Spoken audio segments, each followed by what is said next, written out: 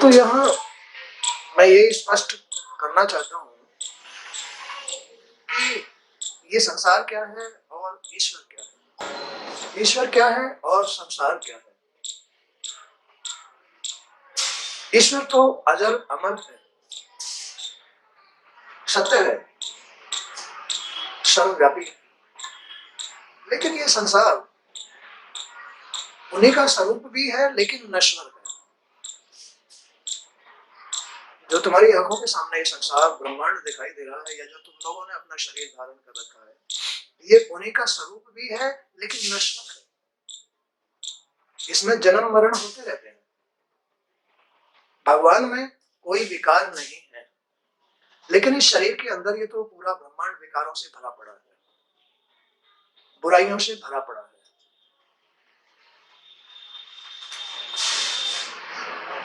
जो जन्म मरण होते हैं वो इस संसार के ही होते हैं।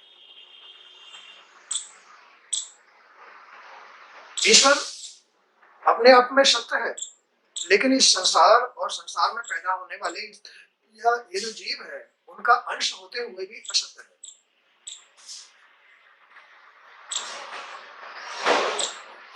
असत्य की कोई भी सत्ता नहीं होती है। संसार में न जीव की कोई सत्ता है, न संसार की कोई सत्ता है। इसमें सत्य नहीं है। सत्य तो केवल ईश्वर में है, और ईश्वर सब के अंदर कण कण में व्याप्त है।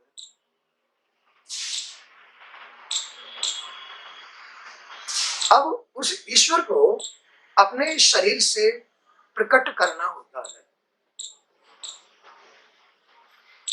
कैसे प्रकट करना होता है? साधना करके, ईश्वर का सच्चाई का ध्यान करके। तुम्हारे मन में क्या क्या बुराइयां हैं, क्या क्या बुराइयां तुम्हारे सत्य को हटाती हैं, उन बातों का ध्यान करके, परमात्मा का ध्यान करके। परमात्मा तो सत्य है, वो ईश्वर तो सत्य है। उस ईश्वर के अंदर क्या क्या खूबी है, उन खूबियों को ध्यान करके, यही योग भी कहलाता है। तो तुम उस ईश्वर का ध्यान करो कि वो कितना सत्य है। उसमें कोई संसार नहीं है, उसमें कोई जन्म मरण नहीं है। वो कितना विशाल है, वो प्रकाश रूप है, वो कोई आकृति नहीं है, वो सर्वशक्तिमान है। उसमें ही ये पूरा संसार, जितना बड़ा ये संसार है, वो सब एक ईश्वर में बहुत सूक्ष्म रूप में निर्मित है। सरसों के दाने की तरह उस परमात्मा में बना हुआ है, जैसे एक सरसों का दाना हो। तो वो ईश्वर कितना विशाल होगा, कितना बड़ा होगा, जिसमें पूरा ये संसार, ये ब्रह्मांड सरसों के दाने के अनुपात में बना हुआ है। तो ये सारा संसार उनमें ही बना हुआ है। ये जो ब्रह्मांड है, ये जो शरीर है, ये जो विग्रह है, ये ईश्वर में ही बना हुआ है। लेकिन ये ईश्वर की तरह सत्य नहीं है। क्यों नहीं है सत्य? इसमें भगवान ने, परमात्मा ने विकार डाल दिए हैं, इसके अंदर गुण डाल दिए हैं। गुणों की वजह से ये ब्रह्मांड मायावी हो गया है, पूरा संसार मायावी हो गया है, जीव भी मायावी हो गया है। अब मायावी होने से ही इस ब्रह्मांड का विस्तार हो रहा है। जीवों का विस्तार, संपत्तियों का, धन आदि गृहस्थियों का विस्तार, सबका विस्तार हो रहा है। माया के कारण विस्तार हो रहा है। भगवान तो हमेशा एक ही रूप में रहते हैं। जितने भी विशाल हैं वो एक ही रूप में रहते हैं। लेकिन ये संसार, इसका विस्तार होता रहता है, विस्तार होता रहता है, विस्तार होता रहता है, विस्तार, दिन पे दिन विस्तार हो रहा है। ईश्वर तो न घटते हैं न बढ़ते हैं, सदा एक समान रहते हैं। लेकिन ये संसार दिन प्रतिदिन धन से भी बढ़ रहा है, संपत्ति से भी बढ़ रहा है, आकार से भी बढ़ रहा है, दुख से भी बढ़ रहा है, रोगों से भी बढ़ रहा है, सुख से भी बढ़ रहा है, आनंद से भी बढ़ रहा है, भक्तों से भी बढ़ रहा है और दुष्टों से भी बढ़ रहा है। सब तरह से बढ़ रहा है। ये सब कुछ संसार में होता है। लेकिन ईश्वर में कुछ नहीं होता है। क्या? न तो उसमें दुष्टता होती है, न उसमें सज्जनता होती है, न उसमें भाव भक्ति होती है, न उसमें कोई अभद्रता होती है। माने कि वो तो बस अपने आप में सत्य है, सब कुछ वही है। लेकिन ये सब कुछ जरूरत तो संसार में है। पूजा पाठ करना भी, अगर पूजा पाठ नहीं करोगे तो ये संसार उधेड़ के रख देगा, जी को उधेड़ के रख देगा। अगर पूजा पाठ नहीं करोगे तो तुम्हारे जी को इतना अशांत कर देगा, तुम्हारे काम बिगाड़ देगा, तुम्हारे मन को बिगाड़ देगा, तुम्हें रोग पैदा कर देगा, तुम्हारे शरीर को सड़ा देगा। अगर तुम पूजा पाठ नहीं करोगे, अगर ध्यान नहीं करोगे, अगर भाव भक्ति नहीं करोगे, अगर परमात्मा से योग नहीं लोगे तो ये शरीर सड़ जाएगा, गंदा हो जाएगा, इंद्रियां गंदी हो जाएंगी, कर्मेंद्रियां गंदी हो जाएंगी, सारी दिशाएं गंदी हो जाएंगी, मन गंदा हो जाएगा, तन गंदा हो जाएगा, और फिर इनमें से निकलना मुश्किल हो जाएगा। अगर ध्यान नहीं करोगे, परमात्मा से योग नहीं लोगे, अगर तुम भाव भक्ति नहीं करोगे, अगर नियम धर्म नहीं अपनाओगे, ये इस संसार में थोड़ा सा रुकने का उपाय है। उपाय कितनी स्पष्ट बात है। अब तुम देख लो, कुछ लोग बहुत ज्यादा विषयाधिकारी होते हैं, बड़ी हानियां होती है, रोड पे आ जाते हैं लोग, जेल में चले जाते हैं लोग, कोर्ट कचहरी होती है, पिट के आते हैं, पीट के आते हैं, गाली सुन के आते हैं, बेईमानी करते हैं, अपनी धन संपत्ति चली जाती है, बहुत सारा बड़ा जंजाल है इस संसार के अंदर। और हर आदमी के कर्म के अनुसार, क्रिया के अनुसार, इस ब्रह्मांड में जैसी जाकी भावना होती है उसके अनुसार कर्मों से ये सब कुछ पैदा हो जाते हैं, सब कुछ पैदा हो जाते हैं। लड़ाई झगड़े, प्रेम भाव, अगड़म झगड़म, खाना पीना, रोग दोष, हानि लाभ, सुख आनंद, ये सब तुम्हारे चलने के, तुम्हारी क्रियाओं के ऊपर, तुम्हारे मन के, तुम्हारे जी के अनुसार सब पैदा होता है। खेती है तुम्हारी, है कैसी भी बोलो इसमें, चाहे चने बो, चाहे मटर बो, चाहे सुख बो, चाहे आनंद बो, चाहे रोग बो, चाहे चिंता बो, चाहे टेंशन बो, चाहे कुछ भी बो, तुम्हारी खेती है, बो भाई।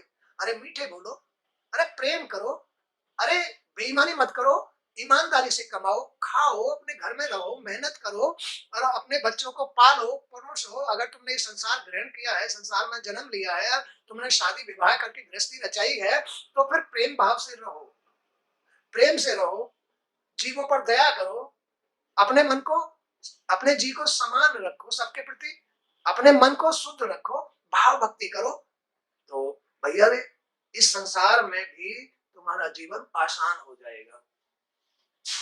नहीं तो ये संसार गलतियों का, बुराइयों का पुतला है, इसमें कर्म प्रधान है, जैसा कोई कर्म करेगा वैसा ही फल बन जाएगा, जैसा कर्म करेगा, कर्म ही बीज है इसमें, जैसा कोई कर्म कर रहा है वैसा ही फसल काट रहा है, वैसा ही फल बन के अपने आप आ जाता है, वैसा ही फल बन के अपने आप आ जाता है, वही तुम्हें भोगना पड़ता है।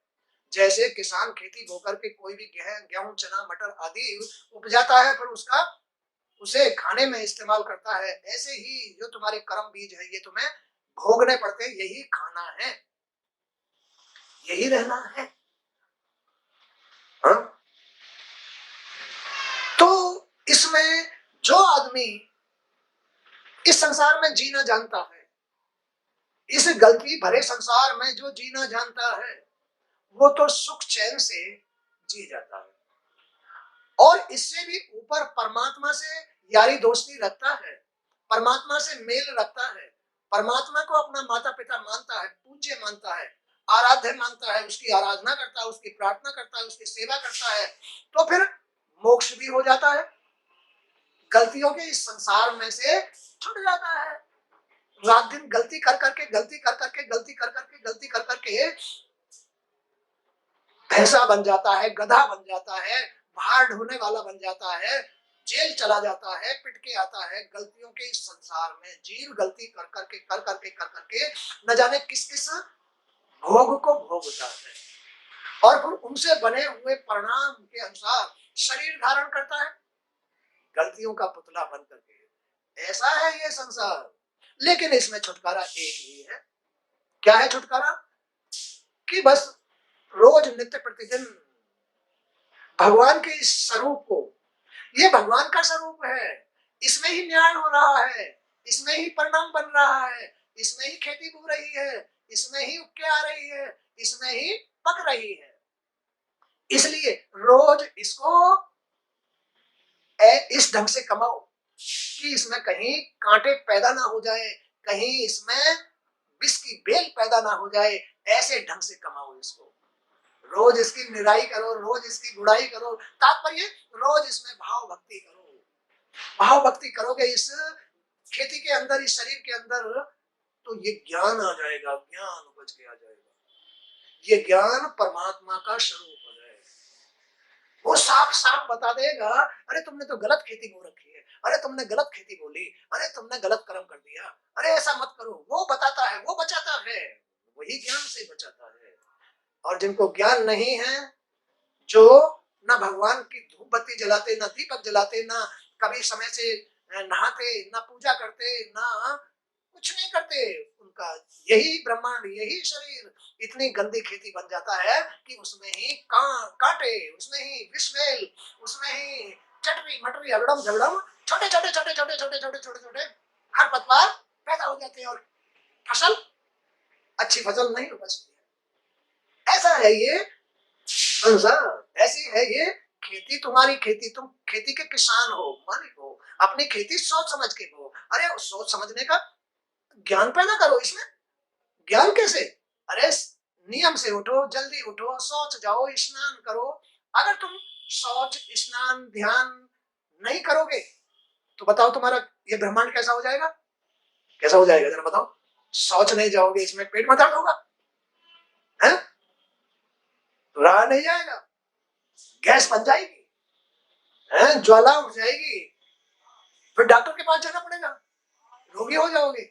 अगर तुम इस शरीर को, इस ब्रह्मांड को नियम धर्म नहीं दोगे तो इसमें ऐसे ही गैस बननी शुरू हो जाएगी, रे बन जाएगी, ये शरीर पिघल जाएगा, शरीर पिघल जाएगा। संसार ऐसा बना हुआ है, पिघल जाएगा, रे बन जाएगी जो किसी काम नहीं आएगी, जिसमें बीज नहीं उपजेंगे, सारा जीवन बेकार हो जाएगा। तुम्हारी खेती उपजाऊ है तो ठीक है, और तुम्हारी खेती उपजाऊ नहीं है, रे बन गई है, तो कोई फायदा नहीं है जीने का। अरे भाई संसार में आए हो, अपनी खेती को सही मायने में कमाओ, अपने शरीर को सही मायने में कमाओ, माने कि नियम से रहो, जल्दी उठो, सोच जाओ, घर की साफ सफाई करो, कपड़ों की सफाई करो, बच्चों की सफाई करो, खुद की सफाई करो, और सफाई करके साफ सुथरे घर में रहो, साफ सुथरी रसोई में भोजन करो, साफ सुथरा भोजन करो। क्यों खाते हो लहसुन प्याज अंडा शराब अपने घर में? क्यों खाओगे? तो घर गंदा रहेगा, घर गंदा रहेगा तो भैया अशांति रहेगी, जीना गड़बड़ हो गया, जीवन गड़बड़ हो गया। तो इसलिए कर्म प्रधान है, अपना घर अपनी खेती है, अपनी खेती में अपने घर में अच्छे कर्म के बीज बो, भाव भक्ति करो, भाव भक्ति करो, ध्यान करो, योग लो परमात्मा से, परमात्मा से योग लेना चाहिए, ध्यान करना चाहिए, प्रेम करना चाहिए, सेवा करनी चाहिए, पूजा करनी चाहिए, तभी तो तुम्हारे घर में फूल खिलेंगे, सुख आएगा, तुम्हारे घर में फूल खिलेंगे, सुख के फूल खिलेंगे, आनंद के फूल खिलेंगे, तुम्हारा घर निरोग होगा। नहीं तो नेगेटिविटी आ जाएगी, माने नकारात्मकता आ जाएगी, माने कि घर में रोग हो जाएंगे, माने कि अपनी खेती में ही कांटे पैदा हो जाएंगे। जो सुख छीन लेते हैं कांटे, पैर में लग गए तो घाव कर देते हैं, बड़े टीस दर्द करते हैं, तो अपने आप ही कांटे पैदा हो जाते हैं भाई। अगर अपने घर को नहीं कमाओगे, अपनी खेती को नहीं कमाओगे, अपने मन को नहीं कमाओगे, तो घर में कांटे पैदा हो जाएंगे, मन में कांटे पैदा हो जाएंगे, कांटे माने बुराई पैदा हो जाएंगी, बोलो हो जाएंगी नहीं? तो अपने मन को कमाओ, अपने घर को कमाओ। अपने घर को कमाने के लिए केवल अपने घर में उस सत्य का स्मरण करो, उस ईश्वर का स्मरण करो जो हर बात का समाधान है, जो रोगों का भी समाधान है, जो दुखों का भी समाधान है, जो आफतों का भी समाधान है, जो बुराइयों का भी समाधान है। वो है तुम्हारा ज्ञान, परमात्मा। उसका ध्यान करने से, उसकी सेवा करने से वो ज्ञान रूप में इस ब्रह्मांड में, संसार में प्रकट हो जाता है, ज्ञान रूप में। तो ऐसा है ये संसार, ऐसा है। बड़ा दुख भरा हुआ है, बड़ा विष का पिटारा है, बड़ा रोगों का पिटारा है, बड़ी चिंताओं का पिटारा है ना? है ही पिटारा रोगों का, चिंताओं का, टेंशनों का। लेकिन उनके लिए ही है जो विषय विकारों में, जो रोगों में, जो चिंताओं में, जो आफतों में फंसकर भगवान की सेवा, सत्य को भूल जाता है अपने घर में, अपने मन में, जो अपने मन में भगवान की सेवा नहीं करता, उनके लिए ही ये विष का पिटारा है। इसका उनके लिए ये विष का पिटारा। और जो अपने घर में, अपने इस खेती में खरपतवार को नष्ट करने के लिए भगवान रूपी दवाई को लगाता रहता है, भाव भक्ति करता रहता है, उसके घर में कांटे पैदा नहीं होते हैं, विष पैदा नहीं होता है, अशांति पैदा नहीं होती है, और आनंद का घर बन जाता है, आनंददायक। तो कभी भी जो नियमित धर्मी लोग होते हैं, जो भगवान को ध्यान करते हैं, भगवान का ध्यान करते हैं, भगवान को मानते हैं अपने मन में, अपने घर में भगवान को मानते हैं, उन्हें कभी भी चंचल चित्त पर भरोसा नहीं करना चाहिए, चंचल मन पर भरोसा नहीं करना चाहिए। चंचल मन ही उसका शत्रु है। जब भी मन चंचल हुआ, समझ लो अरे भाई कोई गलती का बीज ना हो जाए, सावधान हो जाओ। इसलिए अपने घर में चंचल मन, चंचल चित्त का कभी भरोसा नहीं करना चाहिए। अगर मन चंचल हो गया, अगर चित्त चंचल हो गया, तो चोर घर में घुस जाएगा और घर का मालटाल लूट के ले जाएगा। नहीं समझ? घर का मालटाल लूट के ले जाएगा, घर के सत को लूट के ले जाएगा। मन की चंचलता, चित्त की चंचलता सत लूट के ले जाती है। फिर तुम वहीं की वहीं रह जाते हो, वहीं की वहीं रह जाते हो। जो कमाई है ना सारी जिंदगी की, गई एक बार की चंचलता में ही। एक बार मन चंचल हुआ, एक बार चित्त चंचल हुआ, बस गई सारी कमाई, रह गए वैसे की वैसे ही। धाक पे उल्लू की तरह रह जाते हो, धाक पे उल्लू की तरह रह जाते हो, कुछ नहीं मिलेगा। कमाई गई, सत गया। जो तुम्हारे घर को निरोग रखता है, जो तुम्हें आनंद देता है, जो तुम्हें संतुष्टि देता है, जो तुम्हें शांति देता है, वो तो गया, गया, रह गए वैसे ही। अब क्या पैदा होंगे? अगर इसको नहीं हटाया, चंचलता को नहीं हटाया, नहीं मारा, इसे नहीं भगाया, अगर इसका तुमने विश्वास कर लिया, तो फिर वो लौट के नहीं आएगा। अगर तुमने चंचलता का विश्वास कर लिया, इसमें विश्वास कर लिया, उसके काम आ गए, उसकी पूर्ति कर दी, तो गए तुम काम से, अब ना आएगा लौट के।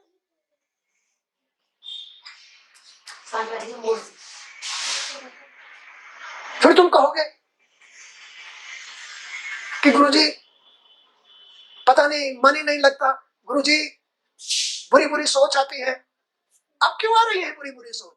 क्योंकि मन चंचल हो गया, उसका विश्वास कर लिया, उसके कहने में आ गए, तो अब तो वो तुम्हें बहकाएगा, बहकाएगा ना। अब तो वो तुमको बहकाएगा कि नहीं उसे याद मत करना ना, तुम मेरे ही होके रहना ना, ना ना, अपनी तरफ खींच लेगा। मन चंचल, चित्त की चंचलता अपनी तरफ खींच लेती है।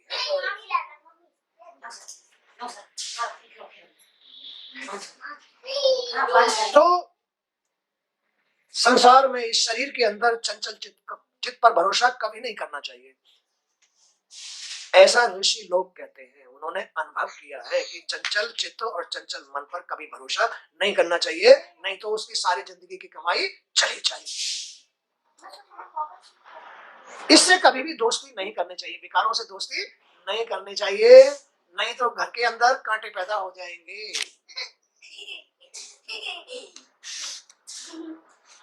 जैसे व्यभिचारिणी स्त्री, वैश्या स्त्री जो होती है, वैश्या स्त्री पर पुरुष से अपने विश्वासी पति का वध करा देती है।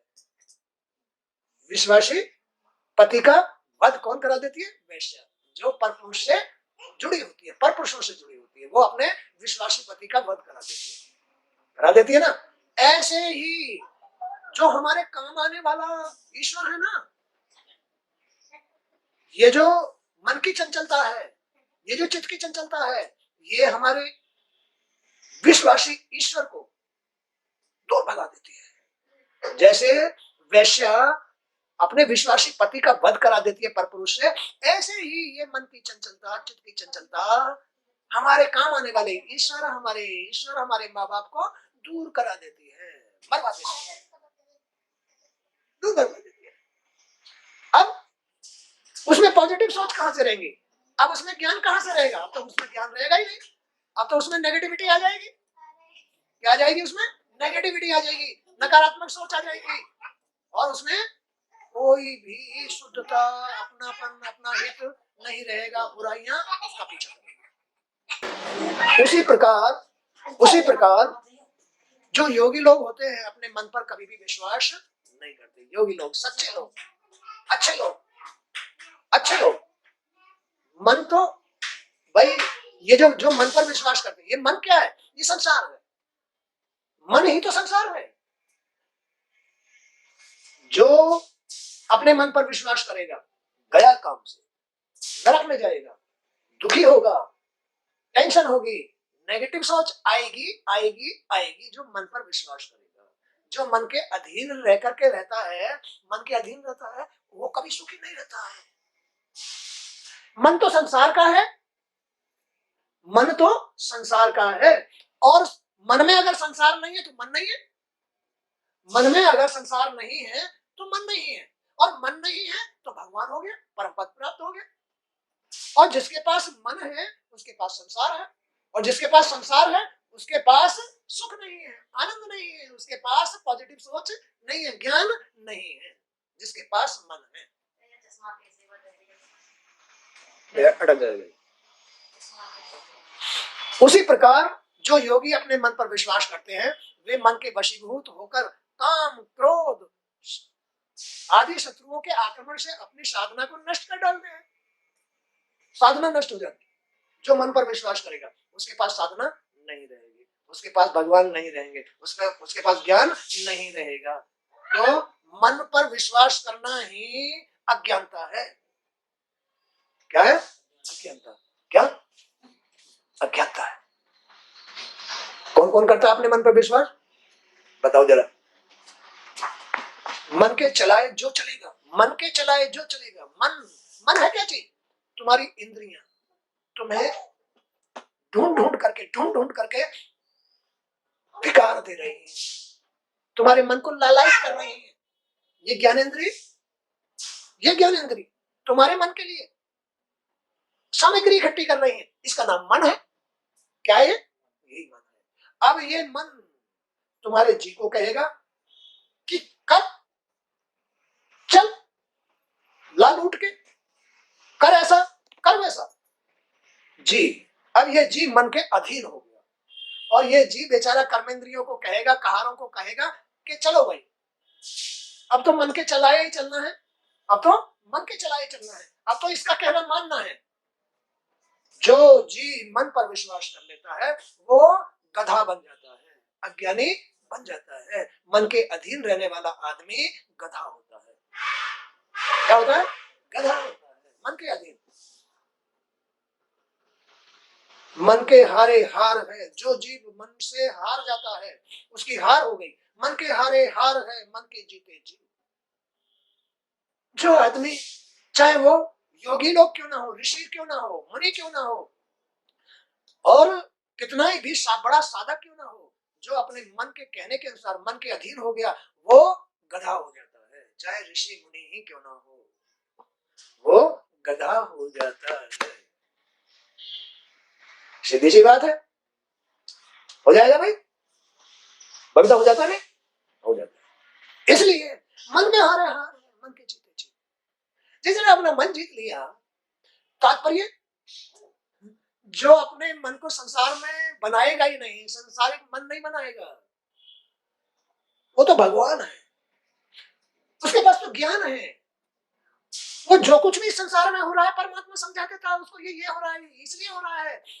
अब इसका निवारण भी बता देता है कि इसका निवारण ये है। परमात्मा ही तो बताता है, उसके पास जाने की कोशिश तो करो। अरे उस परमात्मा के पास, उसका योग, उसके नियम, अरे ये जो शरीर ब्रह्मांड है यही उसका स्वरूप है। बस यही परीक्षा है, यही तुम्हारी कोर्ट है, यही तुम्हारी खेती है, यही तुम्हारा स्वर्ग है, यही तुम्हारा वैकुंठ है, यही तुम्हारा नरक है, यही सब कुछ है। इसमें ही नरक पैदा हो जाता है, इसमें ही बैकुंठ पैदा होता है, इसमें ही कोट लगती है, इसमें ही खेती फसल उपजती है, और इसमें ही अपना घर है, इसमें ही अपने रिश्तेदार है, इसमें ही अपने बच्चे हैं, इसमें ही सुख है, इसमें ही आनंद है, इसमें ही सब कुछ पराया भी है। बोलो बोलो, है सब कुछ इसमें? नहीं है। इसमें जज भी बैठता है, इसमें वकील भी है, इसमें समाज भी है, इसमें सामग्री भी है, खाद भी है, बीज भी है, इसमें सारी उत्पत्ति होती है। ऐसा है ये ब्रह्मांड, ऐसी है ये खेती, ऐसा है ये घर, ऐसा है ये समाज, ऐसा है ये कोर्ट, इसमें सब कुछ है। इसको संभाल के रखना चाहिए। मन को बस मन को अपना मत बनाओगे तो तुम दूसरों के काम भी आओगे। अगर मन के अधीन नहीं रहे तो तुम दूसरों के काम आ जाओगे, और तुम मन के अधीन हो गए, संसार के अधीन हो गए, तो संसार से कौन तुम्हारे पास आएगा? खुद की पूर्ति नहीं हो रही दूसरे की, तो जो मन के अधीन नहीं है, जो मन के अधीन है, कोई नहीं, उसकी पूर्ति नहीं होगी। और जो मन से जीता हुआ, मन से ऊपर है, वो तो संसार का मालिक हो जाता है, ज्ञानी हो जाता है, उसके पास सब कुछ। तो भाई वे मन के वशीभूत होकर काम क्रोध आदि शत्रुओं के आक्रमण से अपनी साधना को नष्ट कर डालते हैं। ये मन काम क्रोध मद लोभ मोह और भय तथा कर्म बंधनों का उद्गम स्थल है। ये मन किसका? सभी विकारों का घर है ये मन। तब ये मन है, तब ये मन है।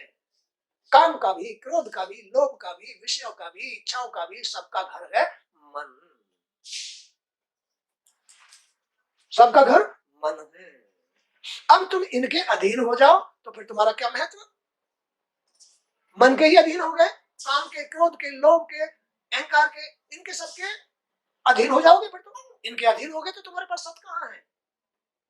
तुम्हारे पास सत्य नहीं रहेगा। तुम मन के अधीन हो जाओगे तो फिर तुम्हारे पास सत्य नहीं रहेगा, आत्मा नहीं रहेगी, तुम्हारी हार हो गई, नरक मिलेगा भैया। अब अपने घर में स्वर्ग नहीं रहेगा, अब अपने घर में शांति नहीं रहेगी, अब अपने घर में सब कुछ नहीं रहेगा,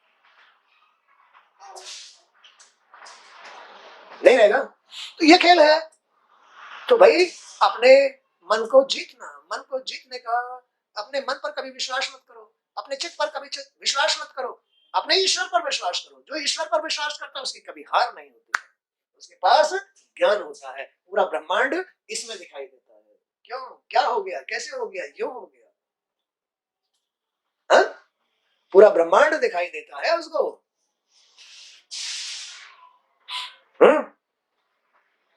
तो कोई भी बुद्धिमान पुरुष, बुद्धि जिसकी बुद्धि शुद्ध है, जो मन के अधीन जीव नहीं हुआ है, तो कोई भी बुद्धिमान चतुर व्यक्ति इस चंचल मन और चित्त पर विश्वास कैसे कर सकता है? शुद्ध बुद्धि वाला ज्ञानवान पुरुष, ज्ञानी आदमी चंचल मन और चंचल चित्त पर कैसे विश्वास कर सकता है? मूर्ख ही करेगा, अज्ञानी करेगा, वही चंचल मन और चंचल चित्त पर विश्वास करता है और खुद तो डूबता ही है। बेचारे नाव में बैठे बहुत सारे लोगों को भी डुबा देता है। चंचल मन वाला, चंचल चित्त वाला, वो खुद तो डूबता ही है, बहुत सारे लोगों को डुबा देता है। ईश्वर मदद नहीं करता है, सत्य मदद नहीं करता, कभी काम नहीं आएगा। बुद्धिमान वही है जो इस चंचल मन चित्त पर भरोसा नहीं करता, वही बुद्धिमान है। वही अपने नाव को पार लगा देता है, किनारे लगा देता है, नता लेके डूब जाता है। बोलो बात सही है? तो आज का सत्संग भी यही था। जय श्री कृष्ण।